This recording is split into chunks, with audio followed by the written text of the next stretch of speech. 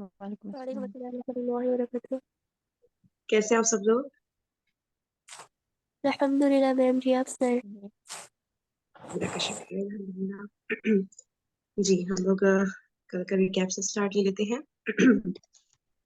جی اچھا، کل ہم لوگوں نے یہ پڑھا تھا کہ سورہ مدثر کی ابتدائی آیات میں نبی صلی اللہ علیہ وسلم کے لیے اللہ تعالیٰ نے چند احکامات دیے تھے، جس کو میں شارٹ میں بتا دیتی ہوں کہ پہلا یہ تھا کہ لوگوں کو خبردار کرنا ہے، حضور پاک صلی اللہ علیہ وسلم نے ان کو انجام سے آگاہ کرنا ہے کہ اگر اللہ تعالیٰ کی مرضی کے خلاف کوئی بھی کام کیا تو اس کا بہت برا انجام ہوگا۔ اچھا، پھر نمبر 2 یہ کہ اللہ کی بڑائی اور کبریائی بیان کرنا ہے، اور اس طرح کہ کسی اور کی بڑائی اور کبریائی، مطلب کوئی اس اللہ تعالیٰ کی بڑائی اور کبریائی سے اوپر کسی کو نہ رکھے۔ اچھا، پھر کپڑے کی اور نفس کی پاکیزگی، ان دونوں پہ ایمفیسس تھا کہ ان دونوں کو پاک صاف رکھنا ہے اور گندگی اور غلاظت سے محفوظ رکھنا ہے۔ پھر دین کا کام کر کے اپنے آپ کو بڑا اور اہم نہیں سمجھنا ہے، ٹھیک ہے؟ جیسے ہی ایک کام ختم ہوا فوراً اگلے کام کے کرنے کے اس میں لگ جانا ہے۔ اور یہ بھی بتایا گیا کہ لوگ آپ کا بہت مذاق اڑائیں گے، تکلیفیں دیں گے، ایون آپ کے ساتھی بھی قتل ہوں گے، لیکن آپ نے صبر کرنا ہے۔ اب یہ احکامات لفظی طور پہ تو بہت ہی مختصر اور سادہ سے لگ رہے ہیں، لیکن ان میں بہت زیادہ گہرائی ہے اور عمل اور مقصد میں بہت زیادہ بھاری ہے، اور دعوت و تبلیغ کرنے کا جو ایک طریقہ ہوتا ہے وہ بہت اچھی طرح ان میں بیان کیا گیا ہے۔ پھر آگے یہ بتایا گیا ہے حضور پاک صلی اللہ علیہ وسلم کو کہ اٹھ جائیے اس مشکل کام کے لیے، تھکان اور محنت کے لیے، یعنی نبی صلی اللہ علیہ وسلم کو پرسکون نیند، گرم آغوش اور نرم بستر سے کھینچ کر جنگ کے میدانوں تک لا کھڑا کیا ان کلمات نے۔ پھر 20 سال سے زیادہ عرصے تک ایک طرح سے حضور پاک صلی اللہ علیہ وسلم اٹھے ہی رہے۔ ساری انسانیت کا بوجھ، سارے عقیدوں کا بوجھ اور مختلف میدانوں میں جہاد و دفاع کا بوجھ، کون سا بوجھ اس کائنات پر ہے جو حضور پاک صلی اللہ علیہ وسلم نے نہ اٹھایا ہو؟ ان تمام تکالیف کے مراحل سے گزر کے حضور پاک صلی اللہ علیہ وسلم نے دعوت و تبلیغ کا کام بہت بہترین طریقے سے انجام پہنچایا۔ اچھا، پھر بتایا گیا ہے کہ جو پیغمبرانہ زندگی تھی حضور پاک صلی اللہ علیہ وسلم کی، وہ دو حصوں میں، دو مرحلوں میں ڈیوائڈ کی گئی ہے۔ ایک تو مکی دور تھا، ٹھیک ہے، کیونکہ شروع میں حضور پاک صلی اللہ علیہ وسلم مکہ میں تھے، تو وہ 13 سال کا دور تھا، ٹھیک ہے، یعنی نبوت کے بعد سے 13 سال کا دور۔ اور مدنی زندگی کا دور جو تھا وہ 10 سال کا تھا، ٹھیک ہے۔ اچھا، اس کے پھر مکی دور کو فردر جو ہے 3 مرحلوں میں ڈیوائڈ کیا ہے، جو 13 سال تھے، کہ جو فرسٹ 3 ایئرس تھے وہ پس پردہ یعنی خاموشی سے بالکل دعوت و تبلیغ کرنی تھی، اعلانیہ طور پہ نہیں کرنی تھی۔ اچھا، اس کے بعد جو چوتھا سال جب شروع ہوا نبوت کا، تو پھر اہل مکہ یعنی کہ مکہ میں جو رہنے والے ہیں ان میں اعلانیہ طور پہ دعوت و تبلیغ کی گئی۔ اس کے بعد پھر جو ہے جو 10واں سال آیا نبوت کا، پھر جو مکے کے باہر کے علاقے ہیں ان میں بھی آہستہ آہستہ دین کا جو پیغام ہے وہ پھیلنا شروع ہوا، ٹھیک ہے۔ تو یہ آپ کے سامنے اسکرین پر شیئر ہو رہا ہے، اس میں اسی طرح سے پورا بتایا گیا، صحیح ہے۔ اور مدنی دور کو بھی فردر ڈیوائڈ کیا گیا ڈفرینٹ مرحلوں میں، لیکن وہ جو ہے وہ فردر ڈیٹیلز بعد میں آئیں گی، ٹھیک ہے۔ اب ہم آگے کنٹینیو کرتے ہیں۔ بسم اللہ الرحمن الرحیم۔ اچھا، یہ کاوش تبلیغ خفیہ دعوت کے 3 سال، جیسا کہ میں نے آپ کو بتایا کہ ابھی یہ ہم نے کل پڑھ لیا تھا، صحیح ہے نا، کہ جو فرسٹ 3 ایئرس تھے اس میں ایک ایک کر کے وہ انڈیویجولی لوگوں کو بتا رہے تھے، اعلانیہ طور پہ نہیں بتا رہے تھے، ٹھیک ہے نا۔ تو اب ہم یہاں سے اسٹارٹ کرتے ہیں۔ جو سیکنڈ ہیڈنگ آپ کی اسکرین پہ آ رہی ہے، اولین راہ ہروان اسلام۔ جی، کوئی بھی ریڈ کرنا چاہے گا؟ میں آپ سب سے ریکویسٹ کروں گی آپ سب لوگ پارٹیسپیٹ کیا کریں۔ اچھا، ریڈ کرنے کا مقصد یہ میں کلیئر کر دوں کہ دیکھیں ہم لوگ بک ریڈنگ کر رہے ہیں، تو ریڈ کرنے کا مقصد یہ نہیں ہے کہ ساتھ ساتھ جو بھی ریڈ کر رہا ہے کہ اس کو ہر ایک چیز آتی ہو، ہر الفاظ مانا آتا ہو، اور وہ سب کچھ بہت اچھے سے ایک ٹیچر کی طرح ایکسپلین کرے۔ بالکل ایسا مقصد نہیں ہے، آپ ریڈ کریں، پھر ہم لوگ مل کے اس کو ڈسکس کریں گے، ڈیفیکلٹ ورڈز بھی ڈسکس کر لیں گے، ساری چیزیں، ٹھیک ہے۔ تو ریڈ کرنے میں اگر آپ لوگ بھی کرنا چاہیں تو یہ بہت اچھی بات ہوگی، اور کوئی بھی فیکٹ پتا ہو آپ لوگوں کو، کوئی بھی چیز، تو ضرور شیئر کریے، ٹھیک ہے۔ تو کوئی ریڈ کرنا چاہے گا؟ یس میم۔ وعلیکم السلام، جی ضلع عمہ۔ یہ بالکل فطری بات تھی کہ رسول اللہ صلی اللہ علیہ وآلہ وسلم سب سے پہلے ان لوگوں پر اسلام پیش کرتے جن سے آپ صلی اللہ علیہ وآلہ وسلم کا سب سے گہرا ربط و تعلق تھا۔ جن سے آپ صلی اللہ علیہ وآلہ وسلم کا ریلیشن بہت گہرا تھا نا، وہ سب سے پہلے ان کو تبلیغ کرتے تھے، جو یعنی بہت اپنے کلوز گھر تھے کے آپ کے لوگوں نا؟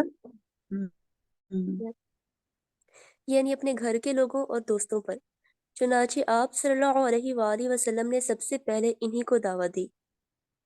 اس طرح آپ صلی اللہ علیہ وآلہ وسلم نے ابتدا میں اپنی جان پہچان کے ان لوگوں کو حق کی طرف بلایا جن کے چہروں پر آپ صلی اللہ علیہ وآلہ وسلم بھلائی کے آثار دیکھ چکے تھے، اور یہ جان چکے تھے کہ وہ حق اور خیر کو پسند کرتے ہیں، آپ کے صدق و صلاح سے واقف ہیں۔ پھر آپ ہوں۔ صلی اللہ علیہ وآلہ اچھا، وسلم اس نے میں تھوڑا سا یہ آپ ایکسپلینیشن یہاں پر ہو گیا نا؟ جی، ایک سیکنڈ رکیے گا پلیز، تھوڑا سا نا کہ انہوں نے ان کی کوالٹی بتائی کہ کن لوگوں کو انہوں نے سب سے پہلے فوکس کیا تھا، کہ جو لوگ یعنی کہ تیار تھے، انہیں نظر آ رہے تھے کہ یہ لوگ حق کو پسند کرتے ہیں، ان کو میں کوئی نئی بات بتاؤں گا تو یہ سمجھیں گے، سنیں گے نا۔ ان کی فطرت انہوں نے جج کر لی تھی نا، کہ یہ لوگ ایک دم سے ریٹیلیٹ نہیں کریں گے کہ بھائی یہ کیا بات ہو گئی، نئی سی بات ہو گئی، اور بالکل نا۔ تو انہوں نے جج کیا کہ کون لوگ ہیں نا کہ جن کی فطرت سلیمہ ہے اور جو سمجھیں گے اس نیو میسج کو نا، تو صرف ان لوگوں کو ایک ایک کر کے پیغام دینا شروع کیا۔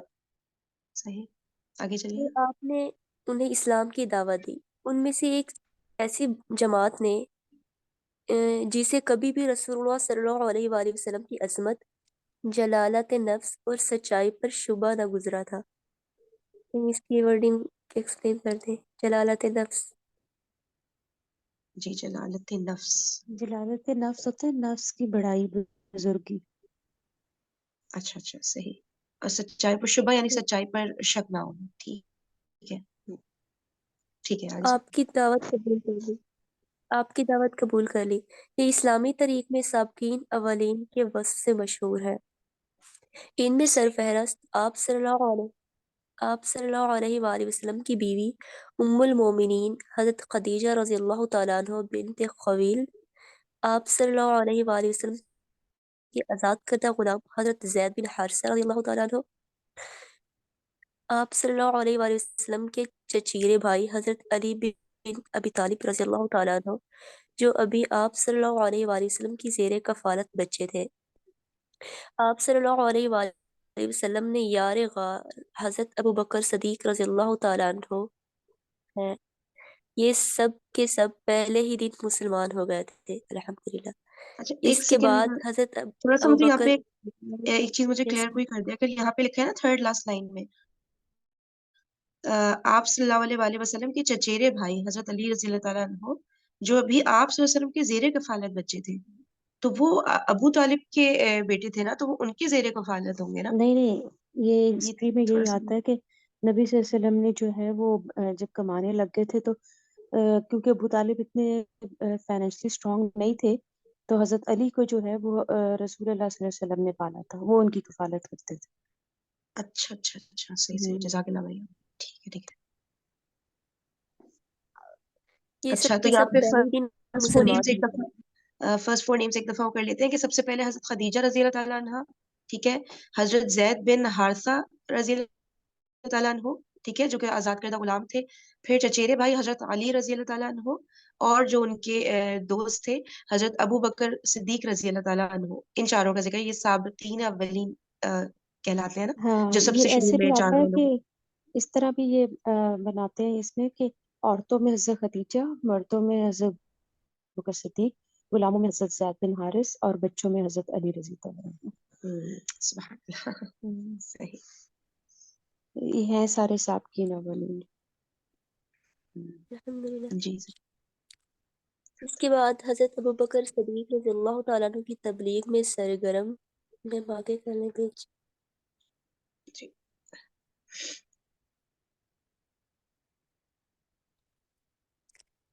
سرگرم ہو گئے۔ وہ بڑے ہر دل عزیز، نرم خو، پسندیدہ خصائل کے حامل، بااخلاق اور دریا دل تھے۔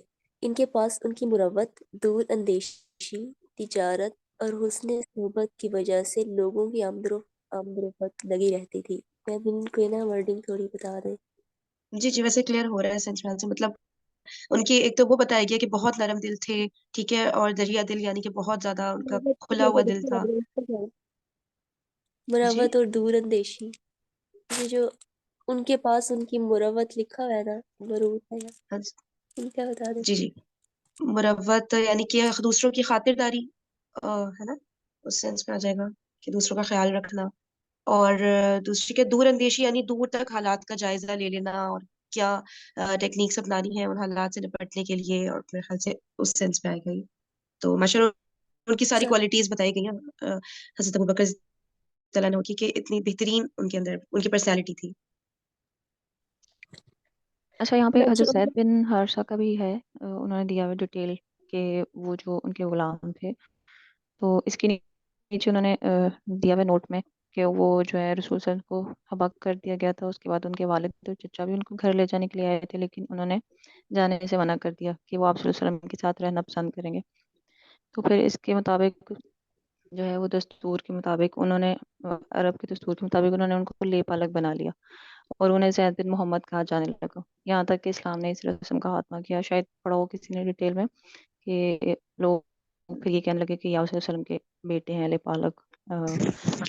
یہ پھر ویسے نہیں، آگے یہ بھی نبی صلی اللہ علیہ وسلم نے خود اناؤنس کیا تھا اچھا. جب انہوں نے لے لیا. ہاں، یہ اصل میں حضرت ختیجہ کے غلام تھے. تو اچھا. لیکن یہ ہے کہ پھر نبی صلی اللہ علیہ وسلم کی جب شادی ہوئی تو وہ انہی کے پاس آ گئے. لیکن نبی صلی اللہ علیہ وسلم نے جو ہے وہ مطلب ظاہری بات ہے ان کی ایسی طبیعت تھی، وہ ان کو بہت پیار کرتے تھے سب کچھ، تو انہوں نے خود اناؤنس کیا تھا کہ مطلب میں اس کو اپنا بیٹا بنا کے رکھوں گا. اچھا. لیکن پھر جب اسلام میں یہ حکم آ گیا تھا کہ لے پالک بچہ مت کو آپ اپنا نام نہیں دے سکتے، پھر تو واپس لے لیا تھا. پھر زید بن حارث ہی ہو گئے تھے. صحیح صحیح صحیح. ٹھیک ہے جی، آگے چلیے. چنانچہ انہوں نے اپنے پاس آنے جانے والوں اور اٹھنے بیٹھنے والوں میں جس کو قابل اعتماد پایا اسے اب اسلام کی دعوت دینی شروع کر دی. ان کی کوشش سے حضرت عثمان، حضرت زبیر، حضرت عبد الرحمن بن عوف، حضرت سعد بن ابی وقاص اور حضرت طلحہ بن عبید رضی اللہ تعالیٰ عنہ مسلمان ہوئے. یہ بزرگ اسلام کا ہر اول دستہ تھے. یہ جو انہوں نے نام بتائے ہیں ان کی کوشش، یہ حضرت ابوبکر صدیق رضی اللہ عنہ کی بات ہو رہی ہے ان کی کوشش سے، یا پھر یس حضور پاک صلی اللہ علیہ وسلم کی یہ جو میم، نام بتائے؟ حضرت ابوبکر صدیق رضی اللہ تعالیٰ عنہ. ہاں، حضرت اچھا، بکر ان صدیق کے کی اس سے ماشاء اللہ. اچھا اچھا، ماشاء اللہ. صحیح. ہر دستہ اول مینس ہر وقت ان کے کام آنا یہ ہوتا ہے. نہیں، سب سے پہلے مطلب جو ہوتا ہے سب سے آگے جو ہوتا ہے دستہ، جس طرح فوج میں اچھا. ہوتے ہیں نا وہ مختلف پوزیشنز ہوتی ہیں لڑنے کے لیے، تو جو سب سے آگے ہو کے لڑتے ہیں نا اس کو ہراول دستہ کہتے ہیں. سبحان اللہ. شروع میں صحیح. جو لوگ اسلام لائے انہوں نے حضرت بلال حبشی رضی اللہ تعالیٰ عنہ بھی، ان کے بعد امین امت حضرت ابو عبیدہ رضی اللہ تعالیٰ عنہ، ابو سلمہ بن عبد الاسد، ارقم بن ابی الارقم، عثمان بن مطعون اور ان کے دونوں بھائی قدامہ اور عبداللہ، عبیدہ بن حارث بن مطلب بن عبد المناف، شعید بن زید اور ان کی بیوی یعنی حضرت عمر رضی اللہ تعالیٰ عنہ کی بہن فاطمہ بنت خطاب اور خباب بن عرس، عبداللہ بن مسعود اور دوسرے کئی افراد مسلمان ہوئے. یہ لوگ مجموعی طور پر قریش کے تمام شاخوں سے تعلق رکھتے تھے. ابن حشام نے ان کی تعداد 40 سے زیادہ بتائی، لیکن ان میں سے بعض کو سابقین اولین میں شمار کرنا محل نظر ہے. اچھا، ایک چیز یہاں پہ یہ دیکھیں، کیا یہ وہ والا دور چل رہا ہے جو پس پردہ دعوت کا دور تھا، یعنی کہ بالکل شروع کے 3 سال جو اعلانیہ بھی نہیں جو ہے دعوت دی جا رہی تھی، صرف ایک ایک کر کے جس کو جو بات سمجھ آ رہی تھی وہ اگلے کو خاموشی سے سمجھا رہا تھا. اور اس پہ دیکھیں ہم نے ماشاء اللہ میرے خیال سے کوئی 10-12 نام تو ابھی پڑھ ہی لیے ہیں، کیونکہ کوئی آسان بات تو نہیں ہے کہ آپ ان کو پورا ایک نیا کلمہ ایک طرح سے پڑھا رہے ہو نا، آپ ان کو بتا رہے ہو کہ میں نبی ہوں اور وہ ساری چیزیں. لیکن جو ہے پھر بھی ماشاء اللہ اتنے سارے لوگوں نے ایکسیپٹ کیا تھا، یعنی کہ حکمت سے لے کر چلیں تو کتنا اس کا اچھا امپیکٹ ہوتا ہے. اور ایک کو بتانے کا مطلب یہ ہے کہ جب جیسے مجھے کوئی بات سمجھ آ گئی تو سب سے پہلے میں اپنے گھر والوں کو بتاؤں گی جو میرے عزیز ہیں، تو اس سے بات خود ہی پھیلنا شروع ہو جاتی ہے نا، اور اس کا کتنا اچھا امپیکٹ آتا ہے. تو دیکھیں اس پس پردہ دور میں بھی کتنے سارے لوگ ماشاءاللہ مسلمان ہو رہے تھے. جی میم یہ چلیے. محل نظر کا کیا مطلب ہے؟ اینڈ میں لکھا ہے نا کیا کہہ رہی ہیں؟ محل نظر لکھا ہے اینڈ میں سب کی محل اولین نظر میں کا مطلب شمار ہوتا ہے کہ جس پہ مطلب غور و فکر کیا جا سکتا ہے، جس میں اختلاف ہو سکتا ہے. مطلب ان سب کو شامل کر. کرنے میں اختلاف ہوگا نا، मुख्तलिफ ये जो सीरा लिखने वाले सीरा के बीच में। साबिकीन अव्वलीन की लिस्ट में मतलब इनको शामिल करें ना करें उसमें इख्तिलाफ है, लेकिन मेरे ख्याल से ज्यादा राय यही है ना कि ये इनको नहीं, मेरे ख्याल से उसमें लिस्ट में डाला गया है ना, जो भी नाम है ना। ऐसे सही। इब्न इसहाक का बयान है कि इसके बाद मर्द और औरतें इस्लाम में जमात दर जमात दाखिल हुए, यहाँ तक कि मक्का में इस्लाम का जिक्र फैल गया और लोगों में उसका चर्चा हो गया। ये लोग छुप छुपा कर मुसलमान हुए थे और रसूलुल्लाह सल्लल्लाहु अलैहि वसल्लम भी छुप छुपा कर ही इनकी रहनुमाई और दीनी तालीम के लिए इनके साथ जमा होते थे, क्योंकि तबलीग का काम अभी तक इनफरादी तौर पर बस पर्दा चल रहा था। इधर सूरह मुदस्सिर की इब्तदाई आयात के बाद वही की आमद पूरे तसलसल और गर्म रफ्तारी के साथ जारी थी। इस दौर में छोटी छोटी आयतें नाज़िल हो रही थी। इन आयतों का खात्मा यकसा किस्म के बड़े पुरकशिश अल्फाज पर होता था और इनमें बड़ी सुकून बख्श और जाज़िब क़ल्ब नगमगी होती थी, जो उन पर जो इस पुरसुकून और रख्त अमेज़ फ़ज़ा के ऐन मुताबिक होती थी। इन आयतों में तज़किया नफ्स की खूबियाँ और आलाइश दुनिया में लतपत होने की बुराइयां बयान की जाती थी और जन्नत और जहन्नम का नक्शा इस तरह खींचा जाता था कि गोया वो आंखों के सामने है। ये आयतें अहले ईमान को उस वक्त के इंसानी मुआशरे से बिल्कुल अलग एक दूसरे की फिजा में सैर कराती थी। अच्छा अच्छा, यानी कि शुरू में बताया गया बहुत सिंपल सी शॉर्ट सी आयात आती थी, मेन बातें, और उसमें जो है कि बड़ा हिस्सा इसका होता था कि जो दुनिया की दुनियावी चीजों में जो वो लतपत हो गए थे, इतने सारे गुनाह कर रहे होते थे, तो उनसे नफरत दिलाई जाती थी और बताया जाता था उनका अंजाम क्या होगा, है ना। हाँ, और इसलिए क्या बात शुरू थी। में सूरत फातिहा भी इन्हीं में से थी, मतलब शुरू शुरू में भी हुई थी। कहते हैं अच्छा सूरत मुदस्सर के बाद सूरत फातिहा की नज़ूल हुआ था। अच्छा अच्छा अच्छा, सही। अच्छा, एक चीज ये मिस हो गई थी थोड़ा, जिलम, अगर आप ये रीड कर ले फिर कोई और रीड कर लेगा, ये हाशिया नीचे मिक्स हो गया था, वो मिस हो गया था ना जो उन्होंने अभी बताया था, और फिर नंबर 1 ये जो है जंग ना में नीचे ये। कैद होकर गुलाम बना लिए गए थे। बाद में हज़रत खदीजा रज़ी अल्लाह तआला अन्हा हाँ, ज़ैद बिन हारिसा की बात हो रही है जी। इनके मालिक अ, हो में हुई और इन्हें रसूलुल्लाह सल्लल्लाहु अलैहि वसल्लम को हब्बा कर दिया। इसके बाद उनके वालिद और चचा इन्हें घर ले जाने के लिए आए, लेकिन उन्होंने बाप और चचा को छोड़कर रसूलुल्लाह सल्लल्लाहु अलैहि वसल्लम के साथ रहना पसंद किया। इसके बाद आप सल्लल्लाहु अलैहि वसल्लम ने अरब के दस्तूर के मुताबिक उन्हें अपना मुस्बना पालक बना लिया और उन्हें जैद बिन मोहम्मद रज़ी अल्लाह तआला अन्हु कहा जाने लगा, यहाँ तक कि इस्लाम ने इस रस्म को ख़त्म कर दिया। सही जी। या नमाज से कोई रीड कर ले, कोई रीड करना चाहेगा। मैं करूँ? जी, आपको लीजिए। चलो मैं कर दूं। जी जी बिल्कुल। कर जी सोफिया, आप पढ़िएगा। हाँ ठीक है, मैं करूं। चलो बेटा, जी जी बिल्कुल बिस्मिल्लाहिर्रहमान। करिए। इब्तदा के इब्तदान जो कुछ नाजिल हुआ, इसी में नमाज का हुक्म भी था। मुकातिल बिन सलमान कहते हैं कि अल्लाह ताला ने इब्तदाई इस्लाम में 2 रकात सुबह और 2 रकात शाम की नमाज फर्ज की, क्योंकि अल्लाह ताला का इरशाद है, फसब्बि बिहम्दि रब्बिका भी अशय्यि अबकार, सुबह और शाम अपने रब की हमद के साथ इसकी तस्बीह करो। इब्न हजर कहते हैं कि नबी सल्लल्लाहु अलैहि वसल्लम और इस तरह आप सल्लल्लाहु अलैहि वसल्लम के सहाबा कराम वाक़या मेराज से पहले क़तई तौर पे नमाज पढ़ते थे। अलबत्ता इसमें इख्तलाफ है कि नमाज पंजगाना से पहले कोई नमाज फर्ज थी या नहीं। कुछ लोग कहते हैं कि सूरज के तुलू और गरूब होने से पहले एक एक नमाज फर्ज थी।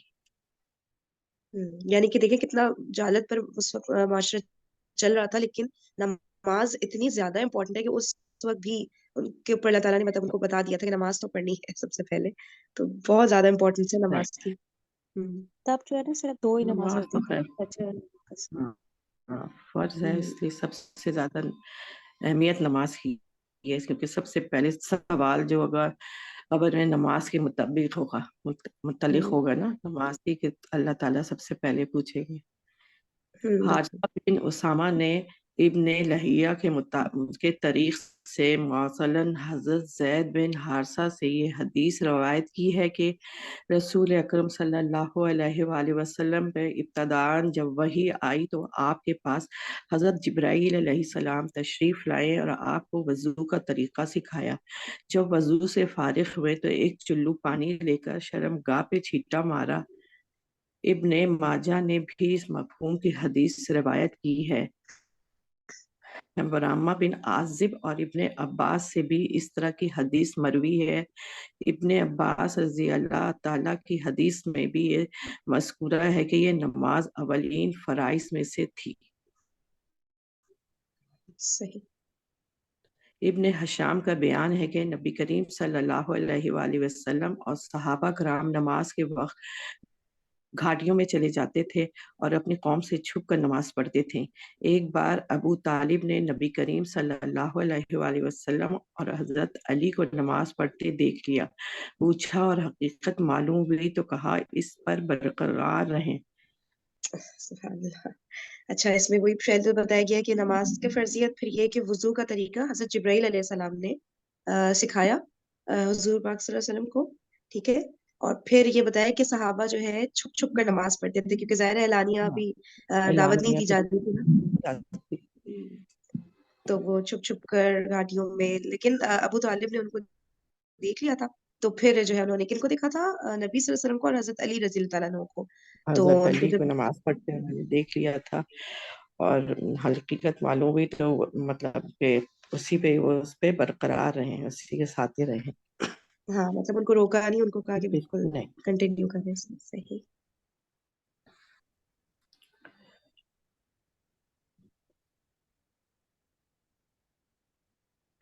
जी सोफिया, स्क्रीन शेयर हुई है? हाँ। जी।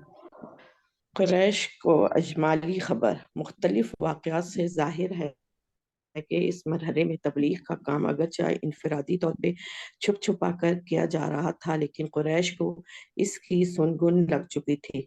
इब्तिदा उन्होंने इसे काबिल तवज्जो ना समझा।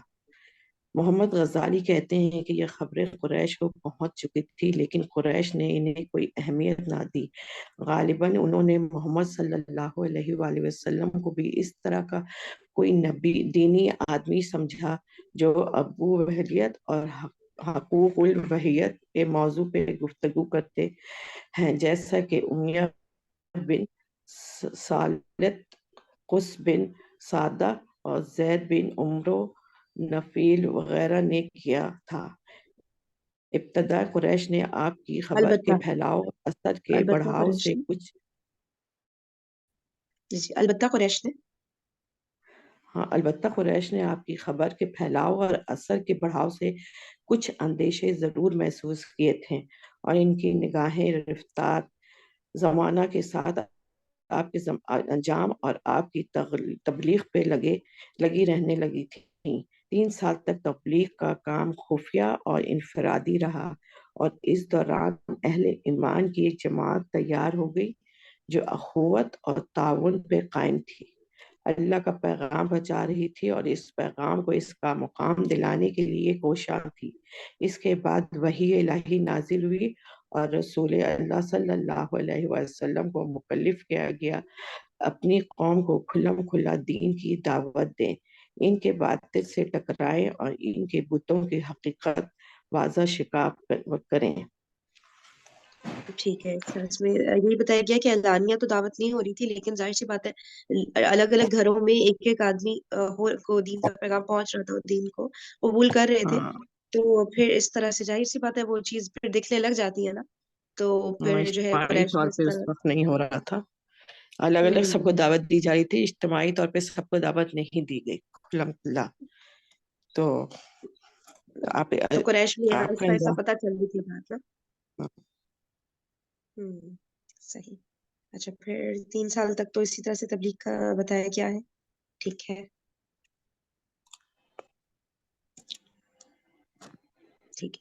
آگے چلتے ہیں. اچھا آگے چلو. چلے، اب یہ 3 سال والا مرحلہ گزر گیا. اب میرے خیال سے چوتھا سال سٹارٹ ہو رہا ہے نا کھلی تبلیغ. اس کو ہم پڑھتے ہیں. کھلی تقلید، اظہار دعوت کا پہلا حکم. ایک لفظ مٹا ہوا، بارے میں سب سے پہلے کیا شروع کا لفظ ہے؟ میرے خیال سے اس بارے میں ہوگا. ہاں اس بارے میں ہوگا. سب سے پہلے اللہ تعالیٰ کا یہ قول نازل ہوا، آپ صلی اللہ علیہ وسلم اپنے نزدیک ترین قرابت داروں کو عذاب الہی سے ڈرائیے. یہ سورت شورا کی آیات ہیں، اور اس سورت میں سب سے پہلے حضرت موسیٰ علیہ السلام کا واقعہ بیان کیا گیا ہے. یعنی یہ بتایا گیا ہے کہ کس طرح حضرت موسیٰ علیہ السلام کی نبوت کا آغاز ہوا، پھر آخر میں انہوں نے بنی اسرائیل سمیت ہجرت کر کے فرعون اور قوم فرعون سے نجات پائی. فرعون و آل فرعون کو غرق کیا گیا. بلفظ دیگر یہ تذکرہ ان تمام مراحل پہ مشتمل ہے جن سے حضرت موسیٰ علیہ السلام فرعون اور قوم فرعون کو اللہ کے دین کی دعوت دیتے ہوئے گزرے تھے. اچھا یعنی کہ سورہ شورا ہاں نازل فرمائی تھی اس وقت اللہ تعالیٰ نے اس کی آیات، بلکہ اس کی ایک آیت کی بات ہو رہی ہے. اچھا صحیح ہے. اور اس میں حضرت موسیٰ علیہ السلام کے واقعے کا بیان تھا کہ ان کے ساتھ ساری جو ہیپننگز ہوئی تھی اور کس طرح فرعون سے ان کو چھٹکارا ملا تھا. صحیح ٹھیک ہے. میرا خیال آگے ہے چلیے. کہ جب رسول اکرم صلی اللہ علیہ وسلم کو اپنی قوم کے اندر کھل کر تبلیغ کرنے کا حکم دیا گیا تو اس موقع پہ حضرت موسیٰ علیہ السلام کے واقعے کی یہ تفصیل اس لیے بیان کر دی گئی تاکہ کھلا دعوت دینے کے بعد جس طرح کی تکذیب اور ظلم و زیادتی سے سابقہ پیش آنے والا تھا، اس کا ایک نمونہ آپ اور صحابہ کرام کے سامنے موجود رہے. دوسری اچھا طرف اس رائٹر، صورت میں اچھا ایک سیکنڈ صوفی، رائٹر نے میرے خیال سے وہ اب اپنا وہ بتایا ہے پوائنٹ آف ویو کہ اس وقت حضرت موسیٰ علیہ السلام کے واقعے بتانے کی کیا حکمت ہو سکتی ہے. تو ان کے خیال میں یہ کہ ظاہر سی بات ہے حضرت موسیٰ علیہ السلام نے کتنا ٹف ٹائم گزارا تھا. وہ بھی نبی تھے، ٹھیک ہے، حضور پاک صلی اللہ علیہ وسلم بھی نبی. تو اب یہ تھا کہ بھائی جو ہے مطلب اتنا ٹف ٹائم گزارا تھا حضرت موسیٰ علیہ السلام نے، اور ان کے سامنے فرعون جیسا شخص کھڑا ہوا تھا، ٹھیک ہے. اس فرعون سے ٹکر لینی تھی اور جو مشکل مرحلوں سے وہ گزرے. تو وہ ہوتا ہے نا کہ ایک سے جیسے ہم لوگ کے سامنے بھی کوئی مشکل حالات آتے ہیں تو کسی اور کا ہمیں پتہ چلے کہ ہاں بھائی اس کے سامنے بھی یہ ہوا تھا، اس نے اس طرح مقابلہ کیا، پھر اس کو سکسیس ملی، تو کتنا ہمارا موٹیویشن لیول ہائی ہو جاتا ہے اور ہمارے اندر ایک ہمت بن جاتی ہے کہ ہاں بھائی ہم بھی اس کو جو ہے ہمت پکڑ سکتے ہیں، کر سکتے ہیں نا. تو یہ رائٹر کہہ رہے ہیں کہ یہاں پہ میں بھی یہ والی حکمت ہو حضرت موسیٰ علیہ السلام کے واقعے بیان کرنے کی.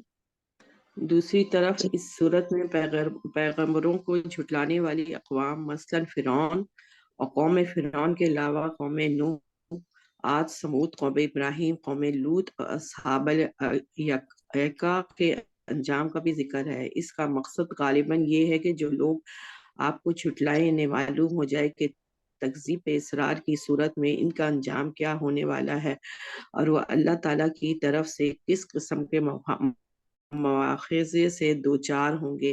نیز اہل ایمان کو معلوم ہو جائے کہ اچھا انجام انہیں کا ہوگا، جھٹلانے والوں کا نہیں. اچھا اسی صورت میں یعنی کہ سورہ شورا کا بتایا گیا ہے نا، وہی کنٹینیو ہو رہی ہے نا کہ سورہ اس میں شورى.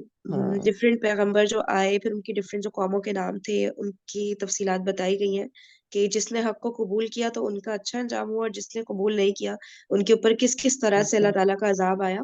تو اس طرح سے ظاہر عذاب ہے، اللہ تعالیٰ کی مشکلات سے وہ دوچار ہوں گے اور ان کو پتہ چل جائے گا کہ ان کا ایمان مطلب معلوم ہو جائے گا انجام اچھا نہیں ہے کیونکہ انہوں نے ہاں جھٹلایا تھا.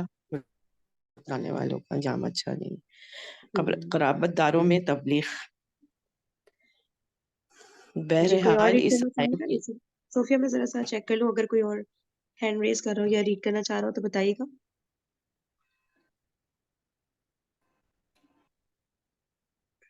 دیکھ لیتے ہیں.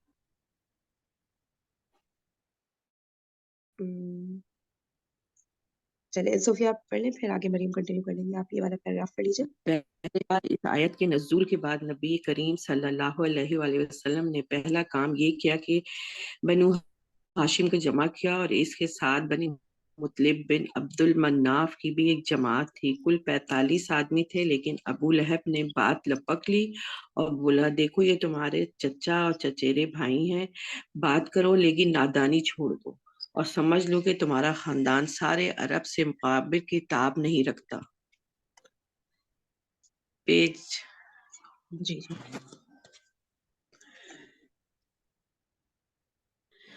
اور میں سب سے زیادہ حقدار ہوں کہ تمہیں پکڑ لوں. بس تمہارے لیے تمہارے باپ کا خاندان ہی کافی ہے، اور اگر تم اپنے بات پہ قائم رہے تو یہ بہت آسان ہوگا کہ قریش کے سارے قبائل تم پہ ٹوٹ پڑے اور بقیہ عرب بھی ان کی امداد کریں. پھر بھی نہیں جانتا کہ کوئی شخص اپنے باپ کے خاندان کے لیے تم سے بڑھ کر شر اور تباہی کا باعث ہو. اس پہ نبی کریم صلی اللہ علیہ وآلہ وسلم نے خاموشی اختیار کر لی اور اس مجلس میں کوئی گفتگو نہ کی. یہ تھوڑا سا مجھ سے مس ہو گیا، تھوڑا سا ایکسپلین کوئی کر سکتا ہے یہ کیا اس پیراگراف میں ڈسکشن ہوا ہے؟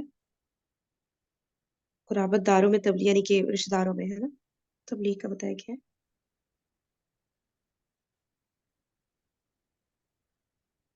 اچھا اس کو ایک دفعہ میرے خیال سے ریڈ کر لیتے ہیں. جی مریم آپ آن لائن ہے؟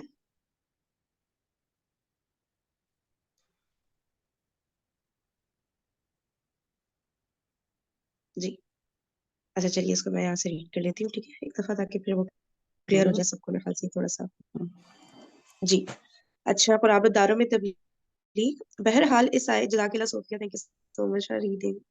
اچھا بہرحال اس آیت کے نزول کے بعد نبی صلی اللہ علیہ وآلہ وسلم نے پہلا کام یہ کیا کہ بنی ہاشم کو جمع کیا. اچھا صحیح ہے، ہاشم یعنی پورے خاندان کو جمع کیا. ان کی، اور ہاشم کون تھے؟ ان کے پردادا ہے نا، عبد المطلب کے فادر. صحیح کہہ ہاں رہی ہوں نا؟ ہاں جی. ٹھیک ہے، اس کو جمع کیا. اچھا ان کے ساتھ بنی مطلب بن ہاں عبد مناف کی بھی ایک جماعت تھی. ٹھیک ہے، کل 45 آدمی تھے. اچھا 45 ٹوٹل لوگ تھے وہاں پہ. لیکن ابو لہب نے بات لپک لی اور بولا دیکھو یہ تمہارے چچا اور چچیرے بھائی ہیں. اچھا صحیح ہے، بات کرو لیکن نادانی چھوڑ دو، اور یہ سمجھ لو کہ تمہارا خاندان سارے عرب سے مقابلے کی تاب نہیں رکھتا. اچھا مطلب ان کی ہمت پست کرنا چاہ رہا تھا کہ بھئی اتنا نہیں ہم لڑ سکتے سب سے کہ ایک دم نئی سی بات چھیڑ دیں. اور میں سب سے زیادہ حقدار ہوں، یہ کون کہہ رہا ہے؟ ابو لہب کہہ رہا ہے نا. اور میں سب سے زیادہ حقدار ہوں کہ تمہیں پکڑ لوں. بس تمہارے لیے تمہارے باپ کا خانوادہ ہی کافی ہے. یعنی کہ بس وہی جو باپ دادا سے دین آ رہا ہے ان کی جو باتیں ہیں بس آپ نے وہ فالو کرنا ہے، کوئی نئی بات لانے کی وہ نہیں ہے. اور اگر تم اپنی بات پر قائم رہے تو یہ بہت آسان ہوگا کہ قریش کے سارے قبائل تم پر ٹوٹ پڑے. ٹھیک ہے، اگر آپ نے اپنا یہ جو نیو میسج آپ لے کر آئے ہیں، اگر آپ نے یہ زیادہ لوگوں کو بتانے کی کوشش کی تو لوگ ڈیفینیٹلی آپ سے پھر جو ہے آپ کی بات کو مانیں گے بھی نہیں، جھٹلائیں گے، اور ایون آپ سے لڑائی جھگڑا بھی کر سکتے ہیں. اور بقیہ عرب بھی ان کی امداد کریں. اچھا یہ بتایا گیا کہ قریش کے لوگ تو آپ کے اگینسٹ ہو ہی جائیں گے، اس کے علاوہ ہو سکتا ہے اور لوگ بھی، کیونکہ ظاہر سی بات ہے نیا میسج ایکسپٹ کرنا آسان نہیں ہوتا نا، ہو سکتا ہے پھر وہ بھی آپ کے اگینسٹ ہو جائیں اور کوئی انتہائی اقدام جو ہے اٹھانا شروع کر دیں. پھر میں نہیں جانتا کہ کوئی شخص اپنے باپ کے خانوادے کے لیے تم سے بڑھ کر شر اور تباہی کا باعث ہوگا. اچھا یعنی کہ اپنے باپ، اپنے جو باپ دادا کے خاندان کو، اور وہی والی بات جو ہمیں ہوتا ہے نا اپنے باپ دادا یا ہم لوگ اپنی امیاں نانیاں دادیاں، ان کی جو جب وہاں سے جو بھی پہلے سے جو رسمیں جو صحیح آ رہی ہیں وہ تو ویل اینڈ گڈ، لیکن جو چیز غلط آ رہی ہوتی ہے اسپیشلی ہمارے یہاں تو انڈیا سے اتنی ساری چیزیں آئی ہیں تو ہمیں ہوتا ہے ہم ان کو ڈیفینڈ کریں تاکہ ہم یہ کوئی ہمیں یہ نہ کہہ سکے کہ کوئی بھی چیز ہمارے جو امی نانیاں دادیاں جو کرتی تھی وہ کچھ بھی غلط کرتی تھی، جو بھی کرتی تھی وہ ہم سے بڑی تھی تو وہ صحیح تھی، تو ہر صحیح حال میں کرتی اس تھی کو ڈیفینڈ کرنا ہے. اور اس پہ عمل کرتے ہیں جی ہم لوگ کہ نہیں ہمارے باپ دادا سے چلا آ رہا ہے تو ہمیں بھی ایسے ہی کرنا چاہیے، وہ غلط نہیں کرتے. بالکل بالکل ایسے ہی. اور فرقہ واریت کا بھی وہی ہے کہ جو جس فرقے میں ہے بس وہ کہتا ہے یہی صحیح ہے، اسی پہ باقی سب غلط ہے. ہمارے باپ ہاں دادا تو غلط ہو ہی نہیں سکتے نا. کوئی نہیں اس سکتے پر نبی کیونکہ بڑے تھے، وہ زیادہ ہاں جانتے ہیں، تو زیادہ پتا ہاں ہے، تو بس بھائی بالکل. صحیح ہے کہ وہ غلط نہیں کر سکتے، ہمیں بھی انہیں پہ عمل کرنا چاہیے. ہاں ہم نے حالانکہ یہ صحیح غلط کی ہاں ڈیفینیشن ہے یہ بنانی ہے کہ جو بڑے کہیں گے وہ صحیح ہے، جبکہ میرا خیال میں کہیں پہ بھی جو ہے دین میں اس طرح کی کوئی بات نہیں کی گئی. بات وہی کی گئی ہے، صحیح بات ہوتی ہے یا غلط بات ہوتی ہے، چاہے وہ 5 سال کا بچہ بھی آپ کو بتا رہا ہو تو ٹھیک ہے نا، بات صحیح کو فوکس کرنا ہے، ہاں یہ ایج کو بالکل نہیں وہ امپورٹینس دینی ہے، ٹھیک ہے نا، جہاں پہ یہ اس طرح کی دین کے احکامات اور یہ سب معاملات ہیں. تجربے کے حوالے سے زندگی کے جو ڈفرینٹ معاملات ہوتے ہیں اس میں ڈیفینیٹلی بڑوں کا اچھا تجربہ ہوتا ہے، صحیح ہے، لیکن جہاں پہ دین کے رائٹ رانگ کی بات آ رہی ہے وہ پھر آپ نے اپنے اینڈ پہ فائنڈ آؤٹ کرنے کی کوشش کرنی ہے، اندھے طور پہ اس کو تبلیغ اس کو فالو نہیں کرنا ہے. اندھی تقلید کر رہے کہ ہمارے باپ دادا صحیح کرتے رہے ہیں، یہ لوگ زیادہ جانتے ہیں ہم سے، تو بس اس بات پہ وہ لوگ کہتے ہیں کہ نہیں ان کو زیادہ پتا ہے، یہ ظاہر ہے زمانے کے، ہمیں نہیں پتا ہے. اب یہ نہیں پتا کہ ہمارے باپ دادا بھی غلط ہو سکتی ہیں، وہ بھی انسان ہے، وہ کوئی مطلب بالکل جیسے ہم ظاہر ابھی ہیں، ہے. ہم بھی کسی کی نانیاں دادیاں بن رہی ہوں گی، ہے نا، انشاءاللہ. تو ظاہر سی بات ہے پھر اب وہ یہ بولنے لگ جائیں کہ نہیں ہم جو کرتے تھے، تو ظاہر سی بات ہے غلطیاں تو ہم بھی کر سکتے ہیں. ہاں تو یہی سمجھنا چاہیے نا، وہ بھی اس چیز سے گزر کے ہی دادیاں نانیاں باپ دادا سب ہاں بنے ہیں. تو کتنی باتیں ہم لوگ نے اپنے ماں باپ کی چھوڑ دی ہیں، کر دی ہیں. خاص طور پہ نظر و نیاز کا زمانے میں بہت زیادہ چرچا تھا، بہت زیادہ مطلب ماں باپ، ہمارے ماں باپ میں کہہ رہی ہوں، تم تو چھوٹی ہو نا اس سے بھی، تو وہ لوگ بہت زیادہ اہتمام کرتے تھے. پھر جیسے جیسے ہمیں عقل آتی گئی پتہ چلا یہ نظر و نیاز غلط ہے، کیونکہ ہر چیز اللہ کی ہے. پھر اس پہ دوسروں کا نام لینا، پڑھ کے کھانا یا اس کے لیے، ہاں مطلب وہ یا ٹرمز دے دی 11ویں گئی کا ہیں. اب آپ بہت کوئی چرچا تھا. دیگ بنوا رہے ہیں اور آپ اس لیے کہ بھائی جتنے لوگ چلے گئے اللہ میاں ان کو ثواب دے، جیسے صدقے کے سینس میں، ہاں ہے نا، یا آپ غریبوں کا چلو پیٹ بھرنے کے لیے تو ٹھیک ہے. اب آپ اس کو نظر و نیاز کا نام دے رہے ہیں لیکن آپ کی نیت صاف ہے ٹھیک اگر، ہے. ٹھیک ہے نا، تو چلو آپ ٹھیک ہے بھائی نام دے دو، صحیح ہے. کیونکہ کچھ لوگ کو ہوتا ہے نا ہم کھانے ہی تو کھلا رہے ہیں اور اللہ تعالیٰ کا ہمارے ثواب حاصل کرنے کے لیے کھلا رہے ہیں، تو پھر کیوں غلط کہا جاتا ہے. تو وہ نظر و نیاز کی ڈیفینیشن بھی ہر گھر میں ایک الگ ہوتی ہے نا. تو وہ والی بات ہے کہ اگر آپ اللہ تعالیٰ کے خالصتاً کہ بس اللہ تعالیٰ مجھے ثواب دیں گے، میں اللہ تعالیٰ کو راضی کرنے کے لیے کر رہا ہوں، تو پھر آپ کھلائیے کھانا. وہ تو ظاہر ہے بہت زیادہ ہی ہاں پسندیدہ ہے کھلائیں، بلکہ. لیکن آپ کو اوپر پڑھنے کی کیا ضرورت ہے؟ اللہ کا ہی رزق ہے، آپ کسی اور کا نام نہیں لے سکتے. جو بھی کرتا جس کے لیے بھی، بالکل. یعنی بتا رہی نا، 11ویں کا بہت زور تھا. اب تو پھر بھی ہے، لوگ سنتے ہیں، لیکن بہت زیادہ اہتمام سے ایسے منانا. اور یہ مطلب کہ جب آپ اللہ کی چیز ہے، آپ اپنی نیت کر کے ایسی دیں، آپ غریبوں محتاج جس کو بھی کھلانا چاہے کریں، لیکن اس کے بعد پڑھ کے مخصوص مخصوص نہیں کرے. نام اور ہاں بالکل. ہے نا، تو وہ تو گناہ کا کام ہو اچھا جاتا ہے یہ نا بیٹا. میٹنگ ہمیں اینڈ ہو سمجھ رہی ہے، آتے آتے یہ عمر ہو گئی. سب ذرا دوبارہ سے جوائن کر لیں ورنہ میٹنگ ایک دم سے نا ایبرپٹلی اینڈ ہو جائے گی، ٹھیک ہے. تو دوبارہ سے اسی لنک کو